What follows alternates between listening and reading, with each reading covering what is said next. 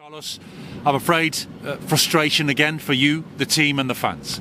Yeah, of course, it's understandable that for me we have repeat again the performance in the second half that we repeat against Coventry or that we repeat against Swansea, and today was very similar after May one exciting first half. Or we could see you waving your team forward in the second half, Carlos. Why is it that your team responds in the way that they have seemed to in the games that you mentioned? What is it that's missing? Is it a psychological barrier, perhaps? No, I think today was more physical because for me today the first half that we did, the team was spending a lot of effort and a lot of energy. In the second half, for me, as soon as we start to decrease a little bit the tempo, you start to arrive late in the moment that you press, then you start to go deep. Recover balls in offensive half in football is easier than recover the balls in your pitch, because when you recover the ball in the pitch, you need to have, first of all, it's more difficult to recover, and second, you need to add the transition. For me, the team was not well in the second half recovering the balls higher, and in the transition of the ball, we were poor, and the bad transition of one defending action was the consequence of the goal that, for example, they scored. It was true that they didn't create, for me, big chances in the second half, but it was not the feeling that we wanted to be. We want to be more in offensive half. And I think the way that you can recover balls and press in offensive half is to put the ball in attack in offensive half. As soon as we couldn't press in the second half of them, we were just playing our game in the second half in our pitch. And the consequence when you are playing the game, the second half in your pitch, is the one that we are watching. We are not attacking and we are just defending. Is that therefore, Carlos, one of the biggest challenges that faces you and your team of coaches? Because clearly you're achieving a lot here as Huddersfield Town head coach. You've got the team into the top six. Everybody's very happy with that. But these draws would be better if they were wins. Of course, this is the better for me, for the fans, for the team, for every single one. But we need to know that when we are not winning, is because for me was the consequence to don't make everything that we have to do in the way that we did, for example, in the first half. So our work now is to analyze why, and to find the solutions to don't repeat this type of second half performance, because put on risk one result that we shouldn't put in that level of risk. Are you getting a little frustrated personally now at seeing this kind of outcome after such a dynamic start by your team?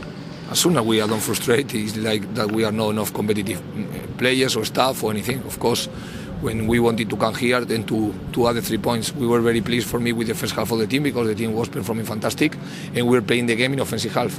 But in the second half, we were playing the game in defensive half against good players. And for me, the fact was not the intention to play the second half in our pitch.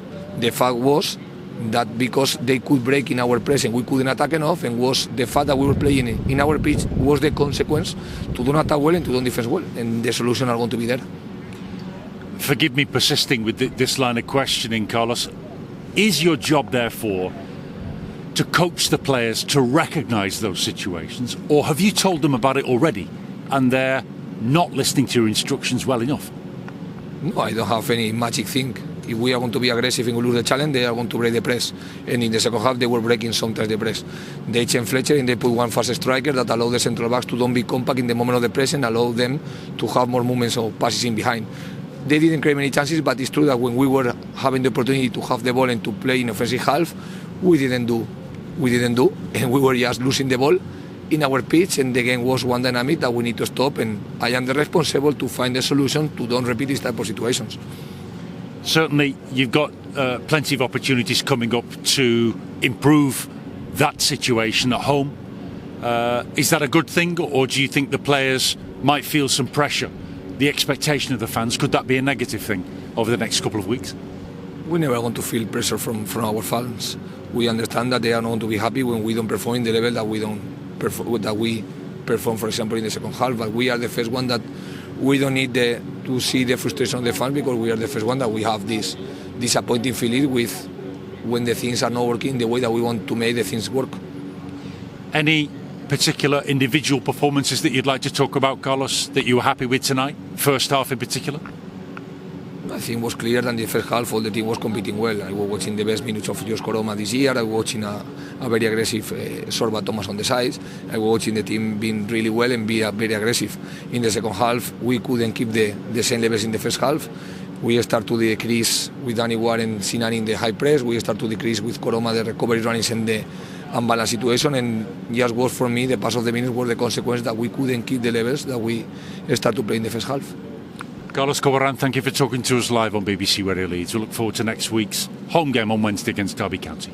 We hope exactly the same. Thank you.